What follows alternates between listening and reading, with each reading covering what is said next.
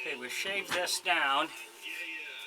As you can see, still got our center mark there where we need it. So we want to make sure we get a good fit in here. That's pretty decent. So we're going to take our sanding attachments now. We're going to sand this down some. Then we'll use our palm sander to further smooth it down. If you enjoy my videos, please like and subscribe on my YouTube page. I'd appreciate it. If you have any questions or comments, put it in my comments section. I'll get back with you.